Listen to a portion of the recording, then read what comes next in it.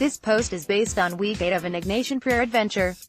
Dear Jesus, for the past 8 weeks, we've been walking together in a special way. We've been taking the time to get to know one another more deeply, delving into the heart and soul of who I am and who you are. In my desire to get to know you better and to draw closer to God, I have been reminded of how loved and cherished I am, that I am a beloved daughter of God. God delights in me, in others, and in all of creation. Pondering this again, my heart is filled with joy. I'm deeply aware of my sinfulness and selfishness, and of my humanity, and I want to draw closer to you. I want to open myself up to God's grace and mercy. Come, Holy Spirit, transform my heart. It's my heart's desire that I can be a living sign of God's love and mercy in the world. Jesus, you have shown me how to do this concretely, in the many ways you interacted and made yourself present to those closest to you.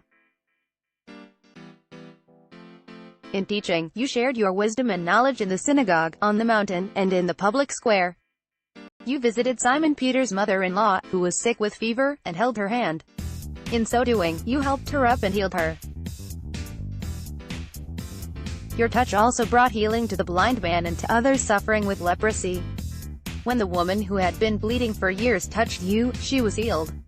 You entered the home of outcasts and shared a meal with the tax collectors at his. You welcomed little children, placing your hands on them and blessing them. You prayed. You questioned those in authority and remained true to yourself and to your call. You challenged those who would inflict harm disguised as an act of justice. As a woman faced being stoned to death, you drew a line in the sand and challenged any man who was without sin to throw the first stone. They all walked away. What strength you showed! What tenderness and compassion! Jesus, I have been so inspired and moved by you, by who you are and by what you did during your days on earth. Your resurrection, though a mystery, assures me that death does not have the final say and that I can place my hope and trust in you. It is this good news that I'm called to share with others. I pray that I can be a concrete sign of your love wherever I am, with whomever I'm with. When I visit my elderly neighbor to share a cup of tea and conversation, you are with us, Jesus.